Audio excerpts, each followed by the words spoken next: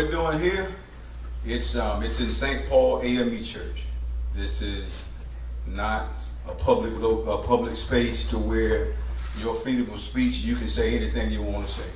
There's one pastor in St. Paul, and this pastor is going to make sure that we demand that we remain in order and that we respect this sanctuary. Amen. And so as we move through this, it will be in order here, and we will have decent conversation.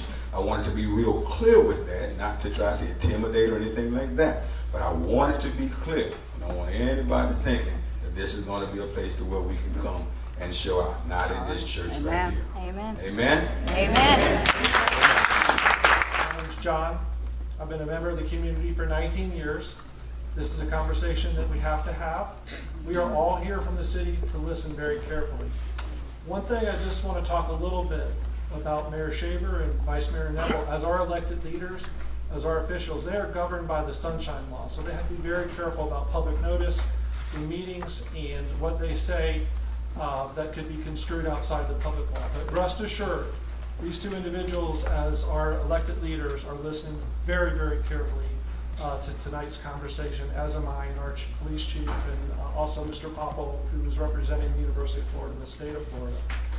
So I just want to mention that. So don't interpret their silence as anything other than that they have to be compliant to the law. And we are fortunate to have the elected officials that we have in our community. The South fought for a cause to deny the basic humanity of black people and lost. While licking their wounds over the next several decades, they began to build monuments to the personalities that fought to deny basic human rights to blacks in America. The purpose of these monuments was to send a clear message that we lost the war, but we're still in charge.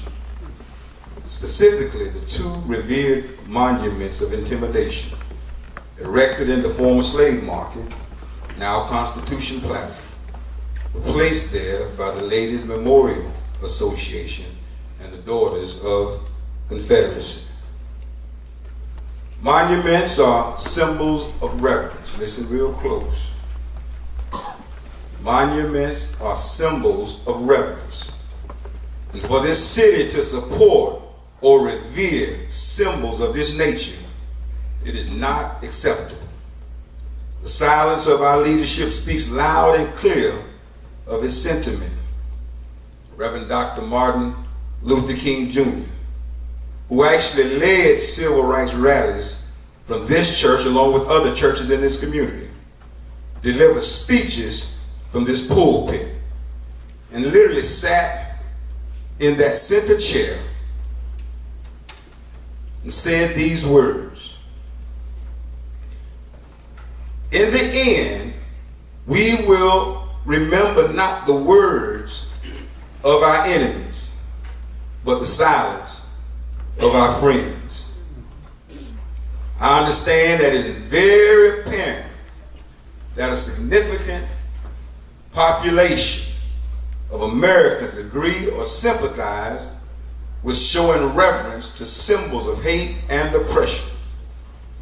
But in my opinion, they are more than welcome to move these symbols to either museums or private property.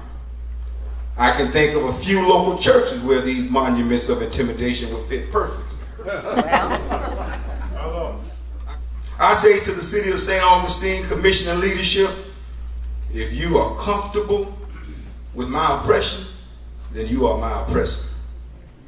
We are to be not so much in preserving history, because that can still be done on private property or museums. The vicious responses over the past few days unveil many of the underlying intentions of these type of Jim Crow era constructed monuments. Again, we must never forget, and history can never be erased. But as a people who have moved forward and out of those policies, the appropriate space to preserve such monuments is in a history museum. I actually believe you are better than this. And I have 3 words of advice for our city manager and our city commission. Remove them now.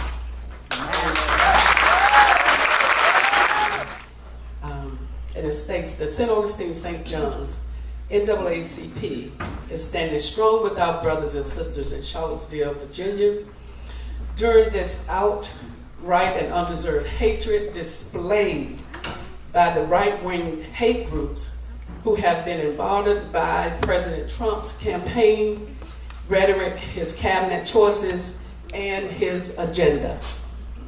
We must unite against the evil forces in our society so that more people like Heather Hare won't lose their lives. Amen. Although we are thankful for President Trump's second statement, which finally condemned by name specific hate groups, it is our desire that we all, somebody say all, that we all stand in one voice as a group of concerned citizens here in St. Augustine in order to push our agenda forward in the removal of these monuments. Finally, we are willing and ready to assist and join with those who are willing to fight for the rights and equality of all people. Thank you. Amen.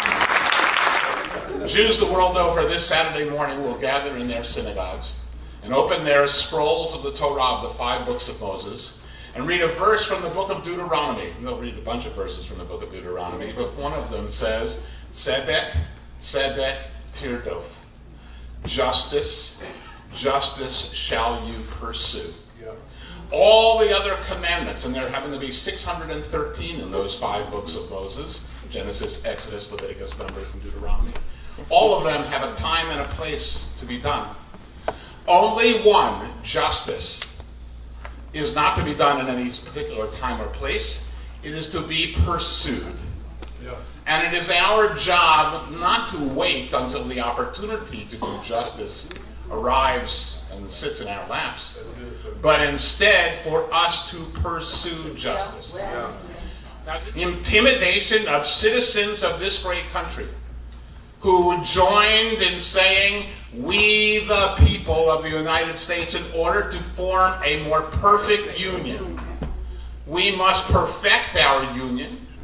We must perfect our city, our great and wonderful city, and make it a place where everyone feels at home and comfortable, where each shall sit under their vine and their fig tree, and none shall make them afraid.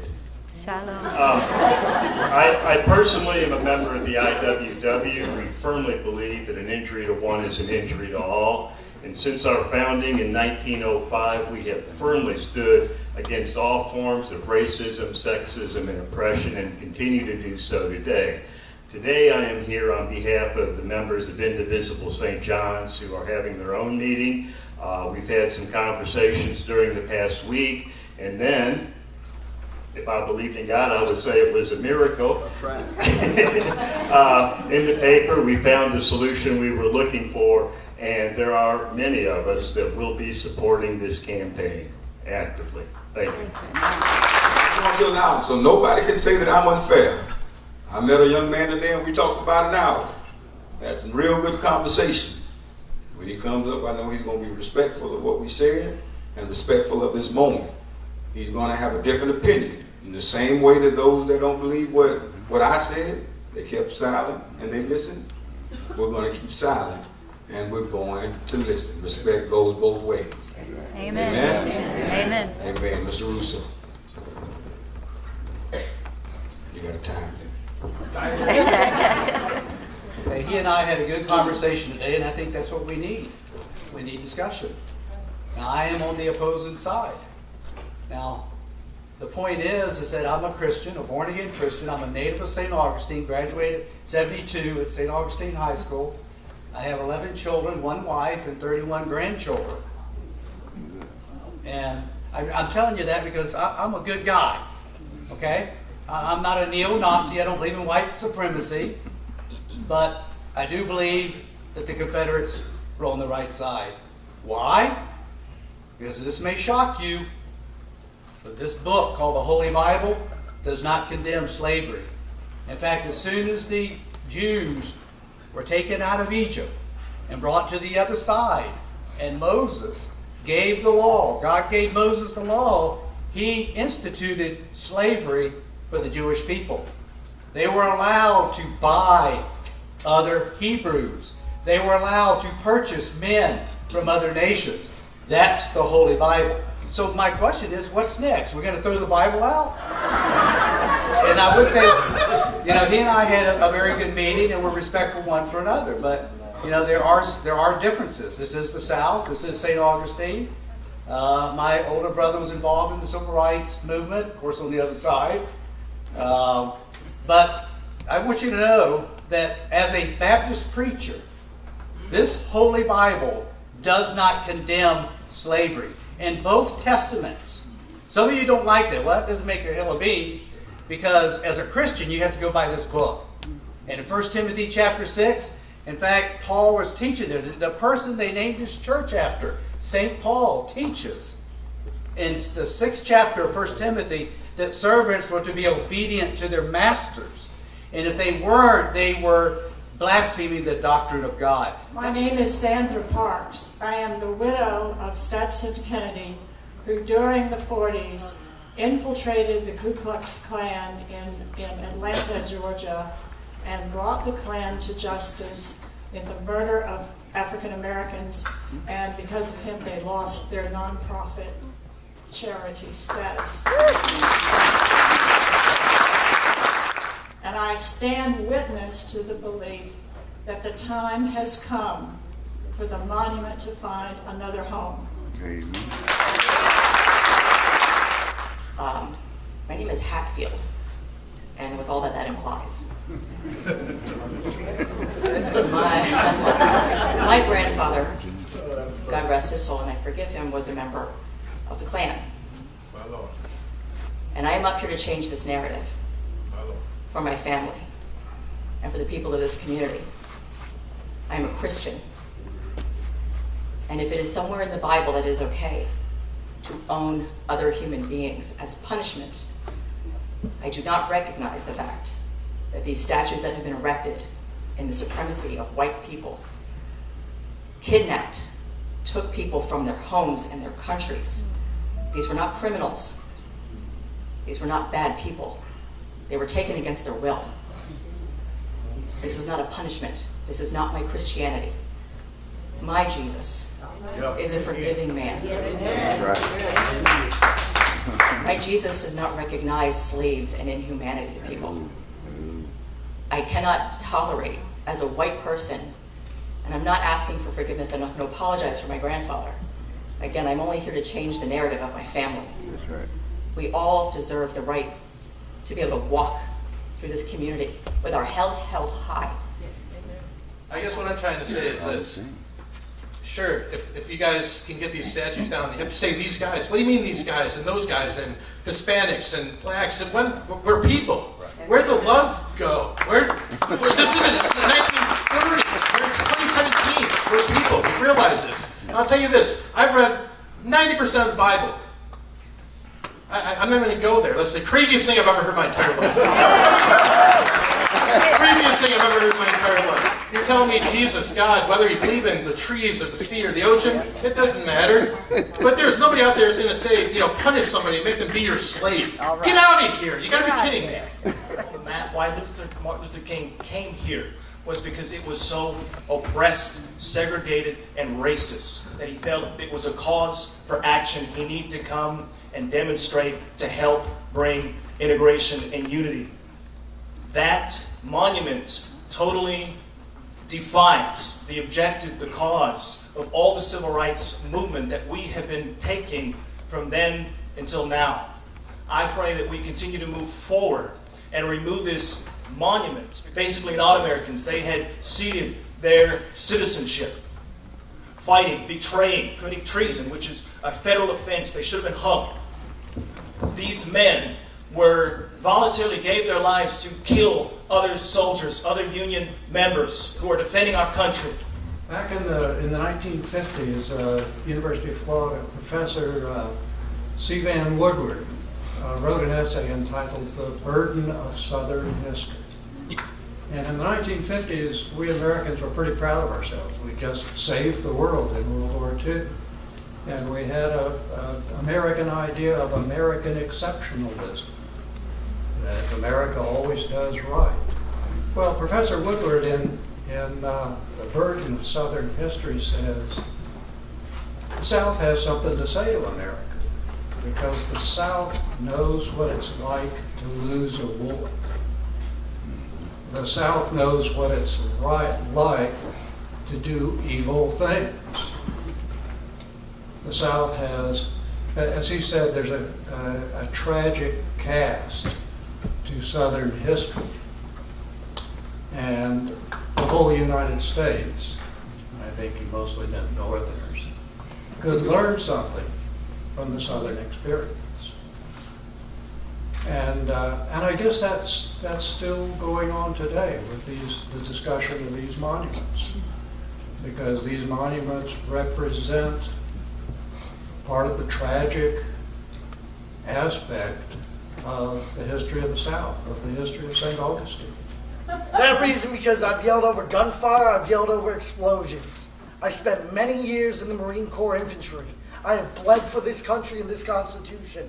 That monument out there is an insult to guys like me and my 7 buddies that are now dead. Those names on it, they were traitors. Where's the monument to us out there? Why do people want to keep that, but they're not building anything for us or any of the other heroes that have passed? The real Americans, not the traitors. People are sitting here defending them, you're defending traitors. That monument needs to be removed. My son, who's now, one of my sons, the youngest one who's now 40 years old, I took him downtown and I showed him where I grew up at, how I grew up, how we were chased out of, had to go through the theaters in the back. And then we looked at the slave market. And we looked at the monuments, and he said, well, Dad, I don't want to come back here no more. Those things are evil. They're bad. So I say to you, I agree. Remove them. You have the power to do so. You can call a meeting of the committee of the whole. You don't have to wait till Monday. You can call an emergency meeting, a committee of the whole. You got to give some days' notice. I understand that. Once you do that, the signatures is all it needs to take, because you have the power. But who has the most power is the people in this room and further out. They are the ones who have put you where you are, even though this is a small community. I was commissioned a lieutenant in the United States Army. And in taking that oath, it talks about defending the country against all enemies, foreign and domestic. Those monuments are dedicated to people who took up armed insurrection against the United States. Those are domestic enemies. They need to come down. And for those of you on the history buff, believe it or not, my family goes back 300 years right here in North Florida, St. Johns County. The slave market is the genesis of my family. My great-great-grandfather met his wife at a slave auction here in St. Augustine. That's how my family got started here. History is present. It is not this thing that most people want to make it to be. My favorite quote is by Napoleon. Napoleon says that history is nothing more than the lie that most people agree upon.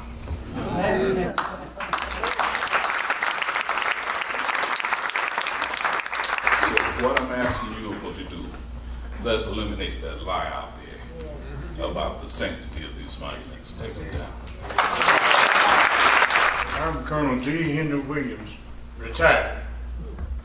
I'm going to speak to the monuments. I'm so glad nobody said destroy them. Take them down.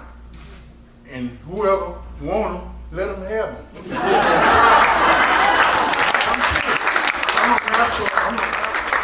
So our leadership team, you've heard from the people.